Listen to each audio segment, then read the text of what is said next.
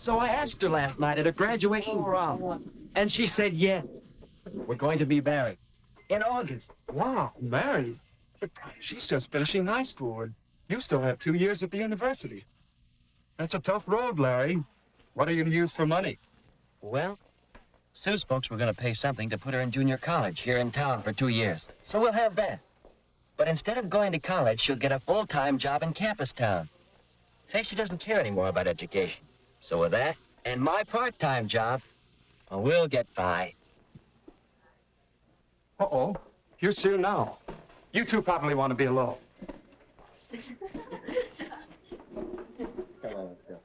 This is Sue, honey. Oh, Larry. Well, what's the matter?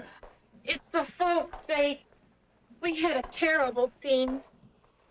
I couldn't sleep a wink. They don't approve. They say I'm too young. They want me to finish 2 more years of schooling before I even get engaged. Oh, Larry. Oh, buck up, sweetheart. They can't stop me. Relax. And act normal till after your graduation next week. Then I can borrow Phil's car. Down to Greenville. There's a justice of the peace down there. We'll elope, honey. But, Larry, I wanted a church wedding. And all the parties and showers for me, too, and my folks. That would break Mom's heart. Well, we're the ones that are getting married, not your folks. I don't know, Larry. I read somewhere that a marriage without parents' approval has 2 strikes on it from the start. But if eloping's the only way... No, maybe it isn't. Maybe you could convince your folks that you should get married. But how, Larry? How? Say, I'll bet we could get some advice from the marriage counselor over at the church. His name is Hall. Phil told me about him. He teaches a course in marriage and family living at the college. Do you think he could help me with my folks? Well, it's worth a try, isn't it?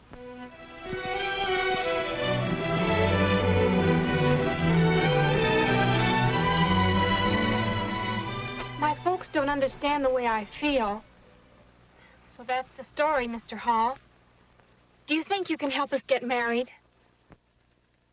Why, I'm in favor of marriage. In fact, I spend a good deal of my time helping people to get ready for marriage. Now, let's see. You've known each other for... 3 months, 1 week, 2 days, and 17 hours. And you're 18, Sue? And 19, Larry? Have either of you ever been in love before? Well, but not like this. This is the real thing. Yeah. I had a chum in college who had the real thing with 8 successive girls. Oh, it's all right if you have it, fine. It's a very important factor in building a happy marriage.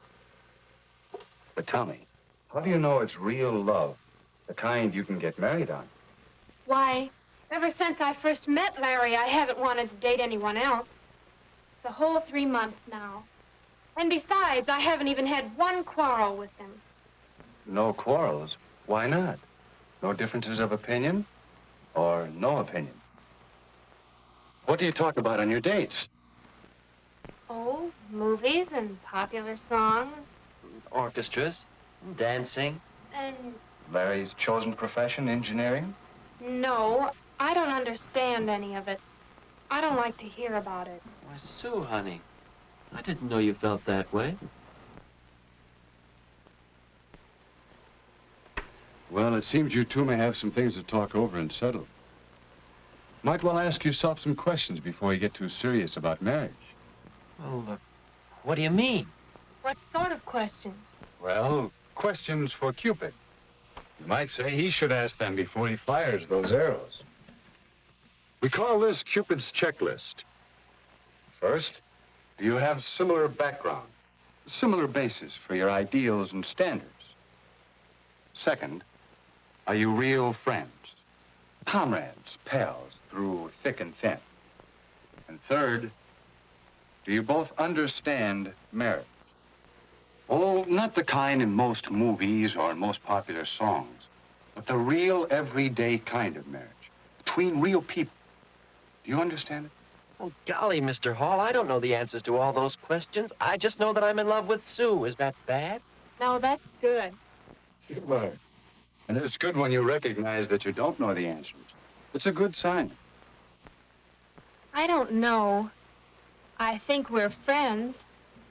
And maybe we can understand marriage, but backgrounds, how do they affect getting married? Well, come over here a minute. Perhaps I can show you what I mean. What's that? I call it a marriage development board. It represents the psychological distance between a husband and a wife from the time they are born until they die. What does it all mean? Well, let's set it up for you and Sue. When you are born, you inherit a great many differences from your parents. That's part of your background. That makes sense, all right. Now, as you grow up, you each develop separate and unique personalities. Your mental growth, your emotional outlook, your standards and ideals. Larry, your distinctly masculine outlook on life, and Sue, your feminine way of looking at things, your capacities to love and be loved. In these and many other ways, you each acquire a background, so that when you first met, you were probably farther apart, probably more distinct individuals than when you were born. But I don't want to marry a girl like me. I want to marry a man like him. So even though we're close together here, we don't know how far apart we are there. That's right. When you two met, there was probably an early physical reaction, a romantic attraction that pulled you together, a love appeal that hit you sort of, boing. How did you know? Well, it happened to me. It happens in some degree to most couples who become happily married. But it takes more than this boing. For you see, if you're too far apart psychologically, if your backgrounds are not similar enough, it can cause a great deal of argument and unhappiness until... It's gone. Where'd it go? That's what you'll be saying about your romantic love if these other things cause a breakup. No, sir. This is forever with Larry and me. Fine, I hope so. But don't you think it's wise to take time to find out how much strain these differences might put on your romantic love? But there isn't any time. Larry's going away in a couple of months. Yeah. Did you two ever see these figures on length of engagement and how it relates to chances for happiness in marriage? No. Two separate studies showed the chance for happiness improves with a longer engagement period. It's fair for 6 months, better for a year or 2 years. Is that because there's a better chance to find out some of these differences and become real friends? Yes, a chance to find out if your relationship will wear well. Yes, but can't we settle these differences after we're married? And if you aren't successful, before you become too deeply involved, find out if the distance might turn out to be too great. Here's another angle that should interest you both. How age when married affects the chance for happiness. You can see that the chances are better after the man reaches 21 or so.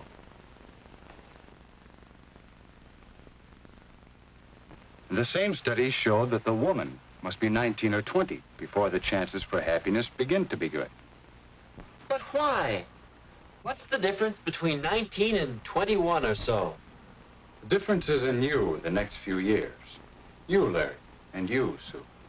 Young people seem to change and mature in these years from 18 to 21 or even later. So that a person you might marry at 18 or so will seem like quite a different person to you a few years later. Gee, hon. Doesn't take an engineer to see that we're on the bad part of the curve of these graphs. All of them. Yeah. I see our chances aren't so good now. What are we going to do? I thought you were going to help us get married.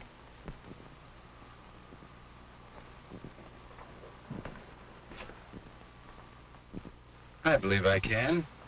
I think you two have a lot of what it takes to build a successful marriage. And yet, you wouldn't try to plan and build a house in 3 months, would you? Shouldn't a marriage have better planning? If you two are going to build a successful family team that will last for 40 or 50 years, how long do you think it should take to get ready for it? All right. How do we know when we've done it? When the two of you are ready for marriage, you'll sense a new feeling between you. The two of you united as a pair, thinking as one unit, acting as one unit in the building of a marriage and a new family.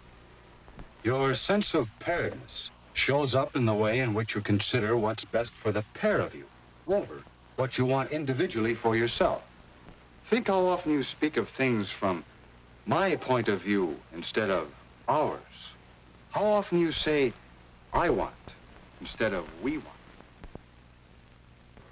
I guess it wasn't my folks that needed convincing, it's me.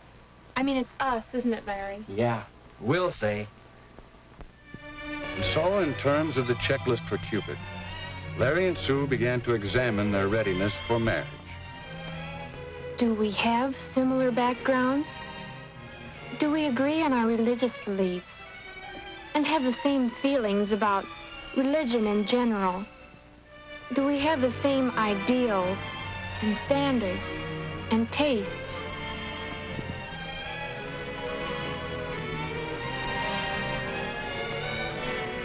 Do we enjoy the same friends? Do we share the same interests? And what about Sue and me? Are we real friends? Do we have a real happiness in being together? Talking? Or just doing nothing together? Does each of us really want to make the other one happy?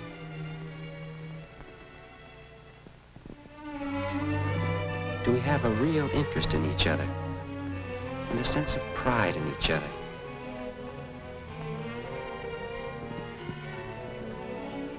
Do we know each other's peculiarities?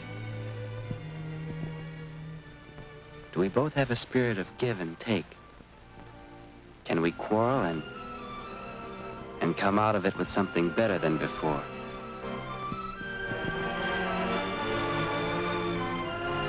Do we really understand marriage? Do we understand the social aspects of marriage?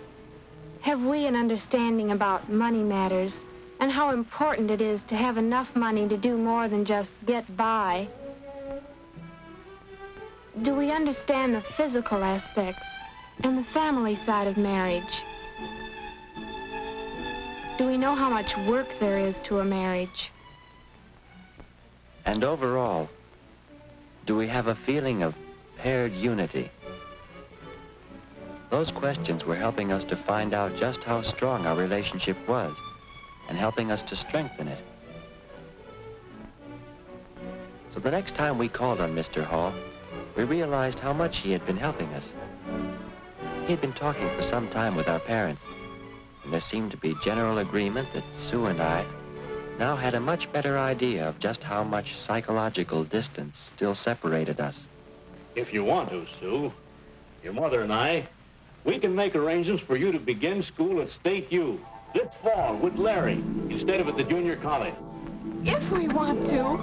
Then, if you two get along, in school, that is, if you continue to reduce the psychological distance, then perhaps at Christmas vacation or at Easter vacation, we'll be glad to announce the engagement. Oh, Larry! And then we can be married when Larry graduates in 2 years. I mean, 1 year and 10 months and 3 days. Yes? If the engagement period gives you two the opportunity to work things out together. If you both still want it. I guess you might say we're engaged to be engaged. And Mr. Hall, we both want to thank you. And say, now do you think we have anything more than Bang! Why, yes, I think you've made a good start towards getting ready for marriage.